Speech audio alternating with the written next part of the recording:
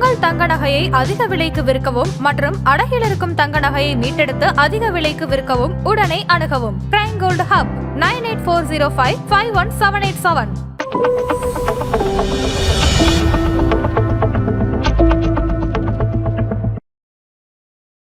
புதுசா தொழிலுக்கு வரவங்க என்கிட்ட ஐடியாலாம் இல்லை, நான் ஆண்டர்பிரனர்ஷிப்ல இறங்க போறது இல்லை, ஆனால் நான் பிஸ்னஸ்ல இறங்க போறேன். பணம் போட்டா பணம் வருமா, யாரோ ஆல்ரெடி டெவலப் பண்ண ஒரு பிராண்ட்ல நான் அதை எடுத்து பணம் இன்வெஸ்ட் பண்றேன். அவங்க எல்லாம் யோசிக்கிட்டோம், அந்த பிராண்ட் எல்லாம் டெவலப் பண்ணிட்டோம், நான் அதை சர்வீஸா மாத்தி ஃபர்ஸ்ட் 0 to 2 years ஆரம்பத்துலேருந்து 2 வருஷம் வரைக்கும் நீங்க இன்னொருத்தரோட பிராண்டோட டிராவல் பண்ணலாம். விளம்பரங்கள் அதிகமாக செய்வதனாலையோ ஒருத்தரை நிறைய நேரம் நம்ம டிவிலையோ இன்ஸ்டாகிராம்லையோ சோஷியல் சேனல்லையோ பேசுறதுனாலையோ அந்த பிராண்டு சக்ஸஸ்ஃபுல்லாக ப்ராஃபிட்டபுளாக போகிறது எப்படி தெரியும்? சொந்தமாக பண்ணாலும் தயாரித்தாலும் அடுத்தவங்க பொருளை வாங்கி பண்ணாலும் முதல்ல ரிசர்ச் பண்ணணும். யார் இந்த ஆரம்பிச்சு அவசர கதியில 6 மாசத்தையே க்ளோஸ் பண்ணிட்டு hopping between one place other place போறாங்க யாருன்னு கேட்டீங்கன்னா, யோசிக்காம எமோஷனலா எடுக்கிற முடிவு. இந்தியாவில் service industry is a very big industry. எல்லாராலையும் ப்ராடக்ட் தயார் பண்ணிக்க முடியாது, மேனுஃபேக்சர் பண்ண முடியாது, நான் சர்வீஸ் கொடுக்க முடியும். ஏன்னா எல்லாருக்கும் சர்வீஸ் தேவை. நீங்கள் ஃப்ரான்ச்சைசி போகாதீங்கன்னு நான் சொல்லக்கூடாது, ஆனால் ஃப்ரான்ச்சைசினா என்ன, எப்படி அதை நீங்கள் பார்க்கணும்னு நான் சொல்ல முடியும். ஆதன் பிஸ்னஸ் நேயர்களுக்கு வணக்கம். இன்னைக்கு நம்ம கூட சி சேஞ்ச் கன்சல்டிங்கோடைய ஃபவுண்டர் MK ஆனந்த் அவர்கள் தான் ஜாயின் பண்ணிருக்காங்க. வாங்க பேசலாம். வணக்கம் சார். வணக்கம் பிரீத்தி, எப்படி இருக்கீங்க? நல்லா இருக்கேன் சார், நீங்க எப்படி சார்? நல்லா இருக்கேன். சரி, இப்போ நிறைய பேருக்கு சொந்தமா பிஸ்னஸ் பண்ணணும் அப்படின்னு ஆசை இருக்கு. இது காரணம்னு பார்த்தீங்கன்னா வேலை சரியில்லை, ரொம்ப ஒர்க் ப்ரெஷரா இருக்கு. அதனால லாஸ்ட் டைம் ஒரு 40 வயசுக்கு மேலே நான் போய் என் சொந்த ஊர்ல பிஸ்னஸ் ஆரம்பிக்கலாம் அப்படின்ட்டு சொந்த ஊருக்கு போய் பிஸ்னஸ் ஆரம்பிக்கிறாங்க. இன்னொரு பேர் படிக்கும் போதே பார்ட் டைமா இந்த ஃப்ரான்ச்சைஸ் எல்லாம் எடுத்து பிஸ்னஸ் பண்றாங்க. ஸோ ஓன் பிஸ்னஸ் போறது பெட்டரா இல்லை ஃப்ரான்ச்சைசி போறது பெட்டரா? ஓகே, இப்போ எல்லாமே பிஸ்னஸ்ன்னு சொன்ன உடனே நம்ம என்ன நினைக்கிறோம்னா, we want to actually ride piggyback on others. இப்போது மேக் இன் இண்டியான்னு பேசுகிறோம், ஸ்டார்ட் அப் இண்டியான்னு பேசுகிறோம், நம்ம தொழில் தொடங்க வாங்க தொழில் முனைவோன்றோம், புத்தொழில் அப்படின்னு பேசுகிறோம். இதெல்லாம் பேசும்போது நம்ம யோசிக்க வேண்டிய, இளைஞர்கள் யோசிக்க வேண்டிய விஷயம் என்னென்னா, நம்ம யாரோ ஒருத்தர் டெவலப் பண்ண ஒரு வியாபாரத்தில் யாரோ ஒருத்தரோட ஐடியாவில் நான் பஸ்ஸில் ஏறி ஓடுற பஸ்ஸில் ஏறி நான் பண்ண போகிறேன்னா, அவர் உண்மையாகவே என்கிட்ட ஒரு ஐடியா இருக்கா? ஸ்க்ராட்ச்ல இருந்து ஒரு ஆண்டர்பிரனர் அப்படின்றவங்க ஒரு ஐடியா, அந்த ஐடியா பல பேரோட பிரச்சனையை சால்வ் பண்ணுது. அதான் ஐடியான்றது. நான் ரோட்ல போறேன், பயங்கர ப்ராப்ளமா இருக்கு, அந்த ப்ராப்ளத்தை நான் ப்ராப்ளமா பார்க்காம ஒரு ஆப்பர்ச்சுனிட்டியா பார்க்குறேன். என்கிட்ட அதுக்கு உண்டான தீர்வுகள் நான் நம்புறேன்.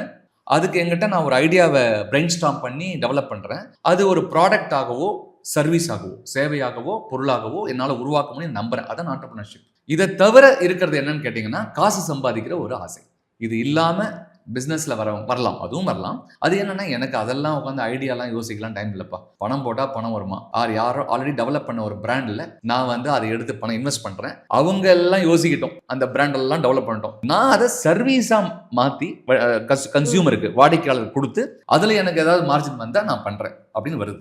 இதை நான் என்ன பார்ப்பேன்னு சொன்னீங்கன்னா, இந்த ஃப்ரான்ச்சைசி மாடல்லாம் வரும்போது நீங்கள் ஃப்ரான்ச்சைசி போகாதீங்கன்னு நான் சொல்லக்கூடாது, ஆனால் ஃப்ரான்ச்சைசினா என்ன, எப்படி அதை நீங்கள் பார்க்கணும்னு நான் சொல்ல முடியும். கரெக்டாக ஆஸ் அன் அட்வைசராக புதுசாக தொழிலுக்கு வரவங்க என்கிட்ட ஐடியாலாம் இல்லை, நான் ஆண்டர்பிரனர்ஷிப்பில் இறங்க போகிறது இல்லை, ஆனால் நான் பிஸ்னஸில் இறங்க போகிறேன். டிஃப்ரென்ஸ் புரியுதா உங்களுக்கு? ஆண்டர்பிரனர்ஷிப்பு பிஸ்னஸ், நான் வியாபாரத்தில் இறங்க போகிறேன் அப்படின்னா யாரோ ஒருத்தர் தயாரித்த பொருளை நிறைய பேருக்கு விற்க போகிறேன், சர்வீஸாக கொடுக்க போகிறேன். அப்படின்னா ஃபர்ஸ்ட் 0 to 2 years ஆரம்பத்துலேருந்து 2 வருஷம் வரைக்கும் நீங்கள் இன்னொருத்தரோட பிராண்டோட ட்ராவல் பண்ணலாம், டேக் பண்ணிக்கலாம். ஏன்னா உங்களுக்கு எதுவுமே தெரியாது, கற்றுக்கிற வரைக்கும் 2 yearsக்குள்ள உங்களால் ஒரு சுயமாக ஒரு விஷயத்தை செய்ய முடியுதுன்னா நீங்கள் உங்கள் பிராண்டை டெவலப் பண்ணலாம். இப்போ நான் அதுக்கு எக்ஸாம்பிள் சொல்கிறேன். I don't want to name any one brand. இப்போ டெலிவிஷன் மேனுஃபேக்சரர்ஸ் இருக்காங்க இல்லையா, ஆடியோ சிஸ்டம்லாம் மேனுஃபேக்சர் இருக்காங்க. நம்ம வீட்டில் கேட்குற ஆடியோ விஷுவல்ஸ் எல்லாமே எடுத்துக்கோங்களேன். அதை மேனுஃபேக்சர் பண்ணுறவங்க கடையை விட அதை வாங்கி விற்கிற ஷோரூம்ஸ் தான் அதிகம். அந்த ஷோரூம் ஆளுங்க தயாரிக்கிறாங்களா, அவங்களுக்கு ப்ரொடக்ஷன் இருக்கா, மேனுஃபேக்சரிங் இருக்கா? கிடையாது. தயாரிக்கிற ப்ராடக்டை ஒரு 100 பேர் விற்கிறாங்க. அந்த 100 பேர் விற்கிற ஷோரூம் ஓனர்ஸ் கம்பெனி இருக்குல்ல, அதுவே ஒரு 100 கம்பெனிக்கு மேலே இருக்குது, நீங்கள் மார்க்கெட்டில் பார்க்கலாம். அவங்களே பிராண்ட் ஆகிட்டாங்க. இப்போ நீங்கள் ஒரு டிவி வாங்க போகும்போது நீங்கள் டிவி ஷோரூமுக்கு போகிறது இல்லை, ஷோரூமும் இருக்குது, அங்கே எங்கே இருக்குது, ஆனால் அந்த வாங்கி விற்கிறாங்கல்ல ட்ரேடர், அந்த பிராண்டை பேர் சொல்லுவீங்க வீட்டில்.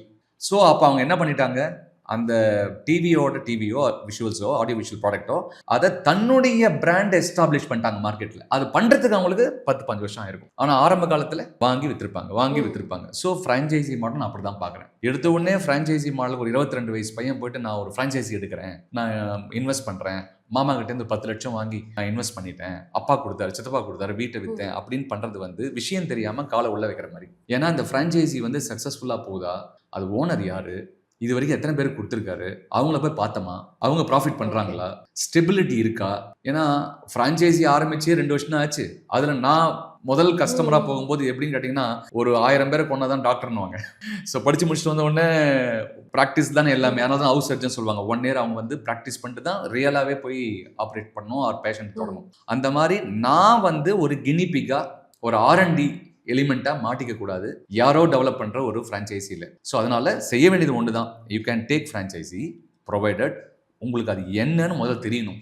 தெரியாமல் விளம்பரங்களோ அழகாக அலங்காரமாக பேசுகிறத வச்சியோ நான் வந்து என்னுடைய பணத்தை ஹார்ட் அர்ன் மணியை வந்து நான் வந்து கொடுக்க தயாராக இல்லை. நல்லவங்களா கூட இருக்கலாம். தெர் ஆர் குட் பீப்புள் ஒரு running good franchisee model. But எனக்கு எப்படி தெரியும் அது, நீங்கள் நல்லவன்னு எனக்கு எப்படி தெரியும்? ஏன்னா இது ஏன் பணம் இல்லை. ஸோ அதை வந்து நீங்கள் ப்ராப்பராக பிரெயின் ஸ்டார்ம் பண்ணிட்டு போகணுன்றது தான் என்னுடைய சஜஷன். இப்போ நீங்கள் சொன்ன மாதிரி ஃப்ரான்ச்சைசி பற்றி முழுசாக தெரிஞ்சுட்டு வந்து போங்க. பிஸ்னஸ் கற்றுக்கிறவங்க வந்து ஃப்ரான்ச்சைசி போகலாம் அப்படின்ற மாதிரி. இப்போ ஓன் பிஸ்னஸ் வந்து நம்ம ஸ்டார்டிங் நம்ம ஸ்க்ராட்ச்லேருந்து ஆரம்பித்தோம் அப்படின்னு நிறைய அமௌண்ட் தேவைப்படும், நிறைய லாஸ் எல்லாம் ஃபேஸ் பண்ண வேண்டியது இருக்கும். பட் ஃப்ரான்ச்சைசி அப்படி இல்லை. நம்ம ஒரு பெரிய பிராண்டோட ஃப்ரான்ச்சைசி வாங்கணும் அப்படின்னா அவங்க ஆல்ரெடி பிராண்ட் பெருசாக இருக்குது.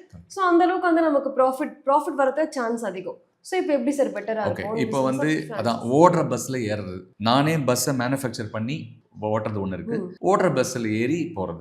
இப்போ அந்த பஸ்ஸு ஓடுமான்னு எனக்கு எப்படி தெரியும்? அந்த பஸ்ஸு ஓடிட்டு இருக்கான்னு எனக்கு எப்படி தெரியும்? அவங்க ப்ராஃபிட் தான் பண்ணுறாங்கன்னு எனக்கு எப்படி தெரியும்? ஆல்ரெடி ஒரு பிராண்ட் இருக்குது. விளம்பரங்கள் அதிகமாக செய்வதனாலேயோ ஒருத்தரை வந்து நிறைய நேரம் நம்ம வந்து டிவிலையோ இன்ஸ்டாகிராம்லேயோ சோஷியல் சேனல்லையோ பேசுறதுனாலையோ அந்த பிராண்டு சக்ஸஸ்ஃபுல்லாக ப்ராஃபிட்டபுளாக போகிறது எப்படி தெரியும்? ப்ராஃபிட்டபிள் பிராண்ட் உங்களுக்கு எப்படி தெரியும் இல்லையா? இப்போ ஒரு மூவி எக்ஸாம்பிளாக எடுத்திங்கன்னா எல்லா ஸ்டாரோட படமும் சக்ஸஸ்ஃபுல்லாக போகுதா? ஆனால் எல்லாருமே மூவி ஸ்டார் தானே, அதை நம்பி தானே ப்ரொடியூசர் பணம் போட்டே இருக்காங்க இல்லையா? ஸோ ஓடுற குதிரை எது எனக்கு எப்படி தெரியும்? அதனால அந்த இன்வெஸ்ட் பண்ணி ஃப்ரான்ச்சைசி ஆரம்பிக்கணும்னு நினைக்கிற ஒரு இளைஞன் 50% எனக்கு வந்து டைம் சேவ் ஆகுது, எஸ்டாப்ளிஷ்டு பிராண்டு, அதனால தானே நான் உள்ள வரேன். அவங்க ப்ராஃபிட் பண்ணுறாங்களான்றத அந்த ஃபினான்ஷியல் மாடலாக கேட்கணும். There is something call financial model. Sir இந்த லாஸ்ட் 3 இயர்ஸில் உங்கள் பிஸ்னஸ் எப்படி போயிட்டு இருக்கு, நான் இன்வெஸ்ட் பண்ண வரேன். ஒரு பொருளை வாங்க போனீங்கன்னா நீங்கள் ஒரு 5 ரூபாய்க்கு நீங்கள் வந்து ஒரு வெஜிடபிள் வாங்க போனால் கூட நீங்கள் எடுத்து அந்த வெண்டைக்காயை எடுத்து பார்க்குறாங்க அம்மா, செக் பண்ணி பாருங்க அது முத்தின வெண்டைக்காயா சாதாரணமாக வெண்டைக்காய். ஒரு 5 ரூபா 10 ரூபாய்க்கே இவ்வளோ இருக்குன்னா நீங்கள் 5 லட்சம் 10 லட்சம் போடும்போது நீங்கள் எவ்வளோ அனலைஸ் பண்ண. Point here is it is good to right on successful brand provided உங்களுக்கு எல்லாமே தெரிஞ்சிருக்கணும் அப்படின்றது தான் எங்கள் பாயிண்ட். கண்மூடித்தனமாக யாரோ சொன்னாங்கன்னு பண்ணக்கூடாது. அப்போ ஓன் பிஸ்னஸ் ஸ்டார்ட் பண்ணலாமா சார்? ஓன் பிஸ்னஸ்னா நீங்கள் சொல்கிறது ஃபுல்லாகவே ஸ்க்ராட்ச்ல இருந்து நானே எல்லாம். அதுக்கு வந்து 2 விஷயம் இருக்குது. அதில் வந்து உங்ககிட்ட ஐடியா இருக்கா? ஐடியா இருந்தால் நீங்களே அதை அந்த ஐடியாவை நர்ச்சர் பண்ணி அதை இன்குபேட் பண்ணி அது ஒரு மினிமம் வயபிள் ப்ராடக்ட் MEPன்னு சொல்லுவாங்க, அதை பண்ணி வேலிடேட் பண்ணி ஆமாம் இந்த ப்ராடக்ட் தனித்துவமானது, இது நிறைய பேரோட பிரச்சனையை சால்வ் பண்ணுதுன்ற ஒரு எண்ணம் வந்ததுக்கு அப்புறம் அதுக்கு உண்டான இன்வெஸ்ட்மெண்ட்டு, அதுக்கு உண்டான ப்ராஜெக்ட் ரிப்போர்ட், அதுக்கு உண்டான bank loan, government schemes, MSME schemes இதெல்லாம் கொண்டு போகலாம். இது ஐடியாலேருந்து பிஸ்னஸ் பண்ணுறது. ஐடியாலாம் கிடையாது சார். நான் வந்து வாங்கி தான் விற்க போகிறேன். எவனோ தயாரித்த ப்ராடக்ட்டு, ஏதோ ஒரு பிராண்டு, நான் வந்து உழைப்பு கொடுக்க போகிறேன். அவங்க பிராண்டு என்னுடைய உழைப்பு, என்னுடைய மார்க்கெட் இருக்குது. அப்படின்னா நீங்கள் செய்ய வேண்டியது முதல்ல நீங்கள் யாருக்கு விற்க போகிறீங்க, எந்த ப்ராடக்ட்டை விற்க போகிறீங்க, அந்த ப்ராடக்ட்டை பற்றின முழு புரிதல் உங்களுக்கு இருக்கா, அந்த ப்ராடக்ட் எத்தனை பேருக்கு தேவைப்படுது, எவ்வளோ பேர் காம்படிஷன், அந்த காம்படிஷனில் நீங்கள் எப்படி நிற்க போகிறீங்க, எவ்வளோ ப்ராஃபிட் எடுக்க போகிறீங்க, எப்படி அந்த மார்க்கெட்டை சீக்கிரமாக போய் சேர போகிறீங்க. ஒரு 1000 பேர் இருக்காங்கன்னா இந்த 1000 பேரில் நீங்கள் சீக்கிரமாக போய் சேரணும். அதில் ஒரு 100 கஸ்டமர் உங்களுக்கு வரணும். ஏன்னா எல்லாரும் காம்படிஷன் மார்க்கெட்டுக்கு வந்தாச்சு. There is something call red ocean blue ocean பேசுவோம். ப்ளூ ஓஷனை யாருமே இல்லை, உள்ளே போயிட்டு மீன் பிடிப்பார், மீன் நமக்கு மட்டும்தான் இருக்கும், பிடிச்சிட்டு வரலாம். ரெட் ஓஷன் தான் ரத்த சகதி, அது நடுவில் நீங்கள் உள்ளே போகிறீங்க, அதில் எனக்கு தேவையான மீனை நான் பிடிச்சிட்டு வரேன், இதுதான் ரெட் ஓஷன் இல்லையா? அந்த மாதிரி புதுசாக ட்ரேடிங் பண்ண வரவங்க ரிசர்ச் பண்ணணும். சொந்தமாக பண்ணாலும் தயாரிச்சாலும் அடுத்தவங்க பொருளை வாங்கி பண்ணாலும் முதல்ல ரிசர்ச் பண்ணணும். இதுதான் பாயிண்ட். நீங்கள் சொன்ன மாதிரி எமோஷன் ஃபண்ட்ஸ் தான் நெக்ஸ்ட் டைம் சொல்லுங்க. இப்போ ஸ்டார்டிங்கில் வந்து பிஸ்னஸ் ஆரம்பிச்சு ஒரு 6 மந்த்லேயே வந்து பெருசாக வந்து கஸ்டமர்ஸ் வரல, ஸோ லாஸ் போகிற மாதிரி இருந்தால் நிறைய பேர் ரொம்ப பிரேக் டவுன் ஆகி இல்லை நான் பிஸ்னஸ் வந்து பாதிலே கைவிட்டுறேன் அப்படின்னு சொல்லி விட்டுருவாங்க. இது எப்படி சார் பார்க்குறீங்க? ஆமாம், ஏன் இதை வந்து அந்த மாதிரி நடக்குதுன்னு கேட்டிங்கன்னா ஒரு முழு புரிதல் இல்லாமல் செய்கிறது தான். செய்வன தெரிந்த செயின் தமிழில் சொல்லியிருக்கேன், நான் அடிக்கடி நிறைய வீடியோவில் சொல்லியிருக்காது.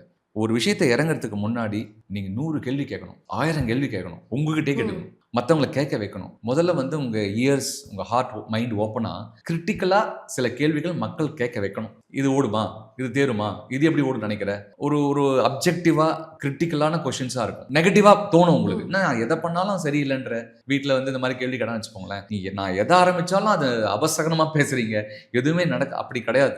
எவ்வளோக்கு நெகட்டிவ் கொஷின்ஸ் நீங்கள் அப்ஜெக்டிவான கொஷின்ஸ் ரிசீவ் பண்ணுறீங்களோ அது எல்லாத்துக்கும் பொறுமையாக உட்காந்து உங்களால் பதில் சொல்ல முடிந்தால் நீங்கள் வெற்றியின் முதல் படிக்கட்டு தாண்டிட்டீங்க. ஏன்னா நீங்கள் பொறுமையாக அந்த கொஷினை வந்து ஜட்ஜ்மெண்டல் இல்லாமல் எடுத்து அதுக்கு லாஜிக்காகவே ஆன்சர் பண்ணுறீங்க. அப்போ உங்களுக்கு எந்த அளவுக்கு நீங்கள் திங்க் பண்ணியிருப்பீங்க. யார் வந்து இந்த ஆரம்பித்து அவசர கதியில் 6 மாதத்துலேயே க்ளோஸ் பண்ணிட்டு hopping between one place other place போகிறாங்க யாருன்னு கேட்டிங்கன்னா, யோசிக்காமல் எமோஷனலாக எடுக்கிற முடிவு தான் இது. நீங்கள் லைஃப்பில் எல்லா சுச்சுவேஷன்லையும் பார்க்கலாம். யாரெல்லாம் எமோஷனலாக ஒரு அலைன்மெண்ட்டில் போகிறாங்களோ எந்த ஒரு சப்ஜெக்ட்லையுமே அவங்க வந்து லாஜிக்கை பின்னாடி வச்சிடறாங்க, எமோஷனை ஃப்ரண்ட்டில் வைக்கிறாங்க. சஃபர் பண்ணுறது யாரு? அவங்க தான் சஃபர் பண்ணுறாங்க இல்லையா? அதனால தான் வேகம் விவேகம் ரெண்டுமே தேவை. இளைஞர்கிட்ட வேகம் நிறைய இருக்கும், கொஞ்சம் வயசானவங்ககிட்ட விவேகம். ஏன்னா அடிபட்டு வந்திருக்காங்கல்ல, அந்த விவேகத்தையும் எடுத்து வேகத்தையும் மிக்ஸ் பண்ண பிளெண்ட் பண்ணிங்கன்னா நீங்கள் கண்டிப்பாக ஃபெயில் ஆகிறது ரொம்ப கம்மி.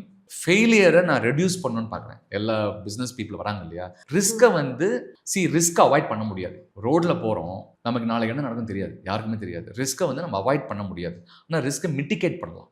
ஸோ இப்படி போகும்போது டிராஃபிக் இருக்குது, இன்றைக்கி மழை பெய்யுது, டிராஃபிக்காக இருக்குன்னா ரூட்டை மாற்றலாம்ல, கூகுள் பின்னில் மாற்றிக்கலாம்ல. அந்த மாதிரி ரிஸ்க்கை மிட்டிகேட் பண்ணி போகிற அளவுக்கு ஒரு நிதானம் தேவை. வேகத்தோட விவேகத்தை மிக்ஸ் பண்ணணும், அவ்வளோதான். ஓகே, நீங்கள் சொன்ன மாதிரி இந்த பிளான் ஏ பிளான் பி, இந்த ரூட் சேஞ்ச் பண்ணுறது இதெல்லாம். ஸோ நம்ம சக்ஸஸ்க்கு எப்படி பிளான் பண்ணுறோமோ சேம் ஃபெயிலியர் ஆகிறதுக்குமே நம்ம வந்து பிளான் பண்ணியிருக்கணும். ஸோ இப்போ வந்து ஒரு பிஸ்னஸ் ஃபெயிலியர் ஆகுது அப்படின்னா அதுக்கு எப்படி சார் பிளான் பண்ணுறது? அதாவது ஃபெயிலியருக்கு பிளான் பண்ணக்கூடாது. ஃபெயிலியருக்கு இல்லை, ஃபெயிலியருக்கு அப்புறம். எஸ், ஃபெயில் ஆயிடுச்சு, சரி எல்லாம் பண்ணோம் சார், ஆனால் அப்படி இருந்தும் நான் ஒரு 2-3 பாயிண்ட்டை மிஸ் பண்ணிட்டேன். வாழ்க்கை தானே, அதான பாடம் கற்றுக் கொடுத்துட்டே இருக்குது. நம்ம எல்லாருமே எப்போவுமே சக்ஸஸ் கிடையாது, நம்ம எல்லாருக்குமே ஒரு ஃபெயிலியர் வரதான் செய்யும். யாருமே நான் எப்போவுமே சக்ஸஸ் சொன்னோன்னா அவங்க வந்து ஏதோ கிஃப்ட்னு அர்த்தம், அந்த மாதிரிலாம் யாருமே கிடையாது எனக்கு தெரிஞ்சு. அந்த ஃபெயிலியரை ஹேண்டில் பண்ணுற எமோஷனல் பேலன்ஸ், எமோஷனல் கோஷன்ட்டு நம்ம சொல்கிறோம், EQ சொல்கிறோம், அது இல்லைன்னு சொன்னால் பிஸ்னஸில் நிற்கிறது ரொம்ப கஷ்டம், வாழ்க்கையில் நிற்கிறதே கஷ்டம் அப்படின்னு பார்த்தீங்கன்னா. ஸோ ஒரு தடவை எனக்கு கீழே இறங்கிட்டேன் அப்படின்னா நம்ம என்ன சொல்லுவோம்னா, எக்ஸாம்பிள் வந்து வெளிநாட்டில் வந்து ஒரு பிஸ்னஸில் ஒருத்தன் ஃபெயில் ஆகிட்டான்னு வச்சுக்கோங்களேன். அவங்க என்ன சொல்கிறாங்கன்னா, என் பிஸ்னஸ் ஃபெயிலியர், நான் ஃபெயிலியர் கிடையாது. ஆனால் நம்ம ஊரில் அது மாறிடுச்சு, இப்போ மாறிட்டே வந்துட்டு இருக்கு. இப்போ நான் என் பிஸ்னஸை ஃபெயில் ஆகிட்டேன்னா ஆனந்த் ஃபெயிலியர்னு சொல்லுவாங்க சொசைட்டி. இப்போ பிரச்சனை என்னென்னா, வெளியிருக்கவங்க கூட சொல்கிற ப்ரெஷர் தான் நமக்கு அதிகம். எனக்கு நான் நிம்மதியாக கூட இருக்கலாம், சாப்பிட்டுட்டு நான் பாட்டுக்கு இருக்கலாம் நிம்மதியாக. ஆனால் வெளில 4 பேர் என்ன சொல்லுவாங்க, நீ ஒன்றுமே சரியில்லை, நீ பண்ணதெல்லாம் ஃபெயில் ஆகிடுச்சு அப்படின்னு ஒரு வார்த்தைகள் வருது இல்லையா, சொசைட்டியோட நம்ம காதில் ஒன்று விழுவும் இல்லையா. அது என்ன சொல்கிறாங்கன்னா, நீ ஃபெயிலியர்ன்றாங்க. நான் ஃபெயில் இல்லை, நான் எக்ஸ்பெரிமெண்ட் பண்ண ஒரு விஷயம் தான் ஃபெயிலியர், நான் ஃபெயிலியர் கிடையாது. ஏன்னா நான் மறுபடியும் பவுன்ஸ் பண்ணுவேன், ஐ பவுன்ஸ் பேக். அந்த ஒரு கிரிட், அந்த ஒரு கோர் ஸ்ட்ரென்த் வந்து மைண்ட் லெவலில் ஒரு மனிதனுக்கு தேவை. அதுவும் எஸ்பெஷலி யூத்துக்கு வந்து அது கண்டிப்பாக தேவை. ஏன்னா அவங்க வந்து டைரெக்டாக ஹிட் ஆகிடுது, ஒரு மாதிரி சொல்லிட்டாங்களேன்னு சொல்லிட்டு. அதுலேருந்து எப்படி வெளில வருது, அதான் உங்களுடைய கேள்வி.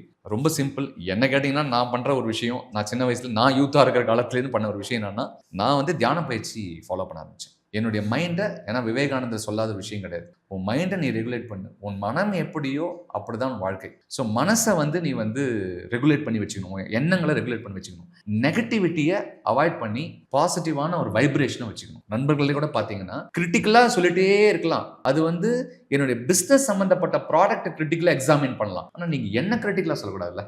ஒரு பர்சனாலிட்டியை நீங்கள் அட்டாக் பண்ணக்கூடாது, ஒரு பர்சனை அட்டாக் பண்ணக்கூடாது, ப்ராப்ளம் தான் அட்டாக் பண்ணணும். அப்போ யாரெல்லாம் நம்மளை சுற்றி நெகட்டிவாக பேசிட்டோம்னா அவங்கள கட் பண்ணி விடுறது பெட்டர். கட் பண்ணி விடுறதுனா மென்டலி, நான் வந்து ரிலேஷன்ஷிப்பை கட் பண்ண சொல்ல, மென்டலி நான் இதுக்கு மேலே இந்த விஷயத்தை உங்ககிட்ட பேச மாட்டேன், put a boundary, so that உங்களை நீங்கள் தற்காத்துக்கணும். இதுக்கெல்லாம் வந்து இந்த மாதிரி ஒரு மைண்ட் ரிலேஷன் மெடிடேஷன் இந்த மாதிரி விஷயங்களும் யூஸ்ஃபுல், எனக்கு ரொம்ப யூஸ்ஃபுல்லாக இருக்குது. இப்போ வந்து எல்லா ஃபீல்ட்லையுமே வந்து ஆர்டிஃபிஷியல் இன்டெலிஜென்ஸ் வந்து வந்துருச்சு. ஸோ இப்போ ரீசெண்டாக எந்த பிஸ்னஸ் ஐடியாலாம் செட் ட்ரெண்டில் இருக்குது? நான் எப்படி பார்ப்பேன்னா, இந்தியாவில் வந்து இவ்வளோ மக்கள் தொகைக்கு வந்து காலையிலேருந்து நைட்டு வரைக்கும் நமக்கு 65-70 ப்ராடக்ட் யூஸ் பண்ணுறோம். காலையில் பேஸ்ட் ஆரம்பித்து தூங்குற வரைக்கும் நமக்கு வந்து 60-75 ப்ராடக்ட் வந்து யூஸ் பண்ணுறோம். சில பேர் 150 கூட சொல்கிறாங்க ஆவரேஜாக. அது நீங்கள் ரூரலில் வாழ்ந்தாலும் அர்பனில் வாழ்ந்தாலும் இது எல்லாமே எல்லாரும் பொதுவாக யூஸ் பண்ணுறது. அப்போது மனிதனுக்கு தேவை லைஃப் ஸ்டைலுக்குன்னு சில ப்ராடக்ட்டு, நீடுன்னு ஒரு ப்ராடக்ட்டு. சாப்பிடலாம் வாழ முடியாது, தண்ணி இல்லாமல் இருக்க முடியாது, இந்த மாதிரி. அப்புறம் வான்ஸில் பேசிக் வான்ஸ், அட்வான்ஸ் வான்ஸ், கொஞ்சம் பணம் வச்சிருக்கவங்களுக்கு வந்து அந்த வான்ஸ் பக்கம் போவாங்க. அதுக்கப்புறம் லைஃப் ஸ்டைல் ப்ராடக்ட் இருக்குது. இப்போ மாதிரி யூத்லாம் பார்த்தீங்கன்னா கேட்ஜெட்ஸ், டிஜிட்டல் டெக்னாலஜி அந்த மாதிரி. அதுக்கப்புறம் லக்ஸரி அஃப்ளூவன்ட் இருக்காங்க இல்லையா, அந்த மாதிரி top 10%, top 5% of the population. இவ்வளோ கேட்டகரிக்கு இவ்வளோ ப்ராடக்ட்டும் சர்வீசஸும் இந்தியாவில் தேவை. ஃபர்கட் அபவுட் அப்ராட், எக்ஸ்போர்ட்லாம் விட்டுருங்க, நம்ம ஊர்லேயே இப்போ 140 கோடி பேருக்கு இந்த 4 கேட்டகரியில் எந்த கேட்டகரி பீப்புளுக்கு என்னென்ன ப்ராடக்ட் இருக்குன்னு நீங்கள் பார்த்தீங்கன்னா, ஒரு பிஸ்னஸ் பண்ண வரவங்களுக்கு நான் வந்து ரூரலில் பிஸ்னஸ் பண்ண போகிறேன்னா அர்பனில் பண்ண போகிறேன்னா, ரூரலில் பண்ணால் என்ன அட்வான்டேஜ், என்ன லிமிடேஷன், அர்பனில் பண்ணால் என்ன லிமிடேஷன், ஒவ்வொருத்தரும் ஒரு ஊர்லேருந்து வரோம், நம்ம அந்தந்த ஊர்லேயே கூட பண்ண முடியும். அப்படி பார்க்கும்போது நான் பேசிக் ப்ராடக்ட் நீட் பேஸ்டு பிஸ்னஸ் பண்ண போகிறேன்னா, வான்ஸ் பேஸ்டு பண்ண போகிறேன்னா, லைஃப் ஸ்டைல் பிஸ்னஸ் பண்ண போகிறேன்னா, ஆர் லக்ஸரி பிஸ்னஸில் பண்ண போகிறேன்னா, இவ்வளோ தான் விஷயம். கரெக்டாக இல்லையா? இதை நீங்கள் சூஸ் பண்ணாலே நீங்கள் எந்த பக்கெட்டில் வரீங்கன்றதை உங்களை நீங்கள் ஃபிக்ஸ் பண்ணிக்கலாம். இப்போ நான் பேசிக் விஷயத்தை தான் டீல் பண்ண போகிறேன், நீட்ஸ் பேஸ்டு ப்ராடக்ட்டோ சர்வீஸோ தான் நான் பண்ண போகிறேன் அப்படின்னா மற்ற எல்லாத்தையும் மறந்துடுங்க, இதை மட்டும் எடுத்துக்கோங்க. இப்போ இது உள்ளுக்குள்ளே போக ஆரம்பிக்கும். இந்த பேசிக் நீட்ஸில் நான் ரூரலில் பண்ண போகிறேன்னா அர்பனில் பண்ண போகிறேன்னா இல்லையா, நான் ரூரலில் பண்ண போகிறேன்னா ரூரலில் ப்ளஸ் என்ன மைனஸ் என்ன, இப்போ ரூரலில் அது உள்ள பேசலாம் இல்லையா. ரூரல் அர்பன் ஒரு சின்ன விஷயம் உங்களுக்கு நான் ஷேர் பண்ணுறேன், யூஸ்ஃபுல்லாக இருக்கும். இப்போ ரூரலில் போனீங்கன்னா வந்து காஸ்ட் ஆஃப் ஆப்ரேஷன் கம்மியாக இருக்கும், ஆனால் பர் கேபிட்டாவும் கம்மி. ப்ளஸ் மைனஸ் ரெண்டு சொல்கிறேன் நான். ஆப்ரேட்டிங் காஸ்ட் கம்மி, ஸ்கில்டு மேன் பவர் கிடைக்கிறது, ஏன்னா எல்லாருமே சிட்டிக்கு மைக்ரேட் ஆகிறாங்க, இந்த மாதிரி அர்பன் போகிறாங்க, மேன் பவர் கிடைக்கிறது கஷ்டம். ஆனால் கன்சாலிடேட்டட் கான்சன்ட்ரேட்டட் மக்கள் அங்கே உங்களுக்கு வந்து டைலூஷன் கிடையாது, ட்ரஸ்ட் அதிகமாக இருக்கும். ஒரு தடவை வந்து உங்கள் கடையில் வாங்கிட்டாங்கன்னா, உங்களுடைய ஷாப்பில் வாங்கினா அவங்க வந்து வேறு எங்கேயும் போக மாட்டாங்க, அங்கேயே நிற்பாங்க. லாயல்ட்டி ஃபேக்டர் அங்கே அதிகம். இதெல்லாம் இதில் ப்ளஸ்ஸு. அர்பனில் பார்த்தீங்கன்னா மார்க்கெட் ரொம்ப பெருசு, டைவர்ஸ்டு மார்க்கெட்டு. யார் இப்போ ஏ வந்து வாங்கிட்டு திரும்பி வரலாம் பரவாயில்ல, பி வருவாங்க, ஏன்னா கூட்டம் அதிகம், டேலண்ட் நிறைய கிடைக்கும். காஸ்ட் ஆனால் காம்படிஷன் அதிகம். அங்கே வந்து பார்த்தீங்கன்னா உங்களுக்கு ப்ராஃபிட் கொஞ்சம் அதிகம், இங்கே வந்து ப்ராஃபிட் கம்மி, ஏன்னா காம்படிஷன் அதிகம் இல்லையா. இதெல்லாம் நம்ம கம்பேர் பண்ணி உள்ளே இறங்குறது பெட்டர். ஸோ ஃபுட் பிஸ்னஸ் கண்டிப்பாக இருக்குது. க்ளவுட் கிச்சன் நல்லா இருக்குது. எமர்ஜிங் ட்ரெண்ட்ஸ்ன்னு பார்த்தீங்கன்னா க்ளவுட் கிச்சன் நல்லா போயிட்டு இருக்கு. நான் ஒரே ஆள் தான், என்னால் பணம் போட முடியாது, ஆனால் என்னால் நல்லா சமைக்க முடியும். எத்தனையோ வயசானவங்க வீட்டில் வந்து எனக்கு தெரிஞ்சவங்களே இருக்காங்க, வீட்டில் வந்து நல்லா சமைச்சு அதை வந்து பக்கத்தில் இருக்கக்கூடிய ஒரு அப்பார்ட்மெண்ட்டில் இருக்காங்கன்னா, ஒரு 100 ஃப்ளாட் இருக்குன்னா, அங்கே இருக்க செக்யூரிட்டி அந்த செக்ரட்டரிகிட்டலாம் பேசிட்டு நம்ம டைப் பண்ணிக்கிறாங்க. பண்ணிவிட்டு நான் ரெடி பண்ணி வச்சிடறேன்ப்பா, நீ இந்த 50 பேருக்கு கொடுத்துரு. ஏன்னா ஹஸ்பண்ட் ஒய்ஃப் வேலைக்கு போகிறவங்க இருக்காங்க, ஆஃபீஸ் கோயர்ஸ் இப்போ உங்களை மாதிரி நிறைய பேர் இருப்பாங்க. அவங்களுக்கு காலையில் எழுந்து சமையல் பண்ணி கிச்சன் ஒர்க் ஒரு பெரிய ப்ராஜெக்ட். ஆனால் ஹோட்டலில் போய் டெய்லி சாப்பிட முடியாது, காஸ்ட் அதிகம், குவாலிட்டி, ஹெல்த் இதெல்லாம் இருக்குது. அப்போ இவங்க க்ளவுட் கிச்சனில் வந்து பேர் இல்லாமல் பிராண்ட் இல்லாமல் நல்ல வீட்டு சாப்பாடு, இது எவ்வளோ பெரிய மார்க்கெட் பாருங்கள். மனுஷன் சாப்பிடணும்ல, 3 வேளை சாப்பிட்டாகணும். இது ஒரு மார்க்கெட்டை நான் பார்க்குறேன். டெக்னாலஜி பார்த்தீங்கன்னா நான் வந்து எம்எஸ்எம்இ ஃபீல்டில் இருக்கிறதுனால நான் இதை வந்து ஒரு ஐடியாவாக நான் ஷேர் பண்ணுறேன். ட்ரை பண்ணி பார்க்கலாம். இது நான் பல வருஷமாக சொல்லிட்டு இருக்கேன், டிஜிட்டல் காலத்துலேருந்து சொல்லிட்டு இருக்கோம். இன்னைக்கு 7 கோடி கம்பெனி இந்தியாவில் இருக்குது. தமிழ்நாட்டில் 50லேருந்து 60 லட்சம் கம்பெனி இருக்குது. இந்த எல்லா கம்பெனிக்கும் உள்ளுக்குள்ள டிஜிட்டல் எக்ஸிக்யூட்டிவ், ஏஐ எக்ஸிக்யூட்டிவ்னு யாரும் கிடையாது. ஆனால் ஏஐ இல்லாத பிஸ்னஸ் கிடையாது. கரெக்டாக? அப்போ அந்த ப்ரமோட்டர், ஃபவுண்டர், ஓனர் பார்த்தீங்கன்னா அவர் வந்து கொஞ்சம் வயசானவராக இருப்பார், அந்த காலத்தில் ஆரம்பிச்சிருவராக இருப்பார்.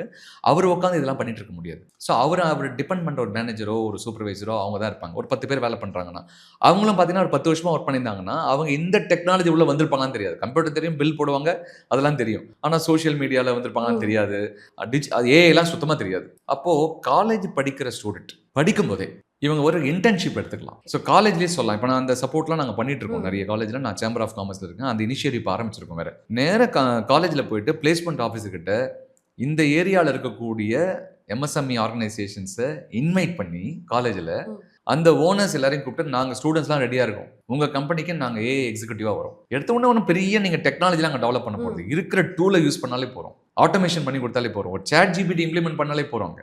அவங்களுக்கு உண்டான டாக்குமெண்ட் பண்ணுறது, இமெயில் பண்ணுறது, கிளைண்ட்ஸை ரீச் பண்ணுறது, இந்த மாதிரி பேசிக் ஸ்டஃப் இதுக்கே நீங்கள் வந்து உள்ள போக முடியும். ஸோ ஒரு சர்வீஸ் இண்டஸ்ட்ரி, இந்தியாவில் service industry is a very big industry.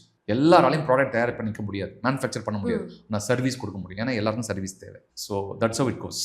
Okay, business start பண்ணதை பற்றி நிறைய விஷயங்களை சொன்னீங்க. ரொம்பவே நன்றி. ரொம்ப நன்றி. தேங்க்யூ.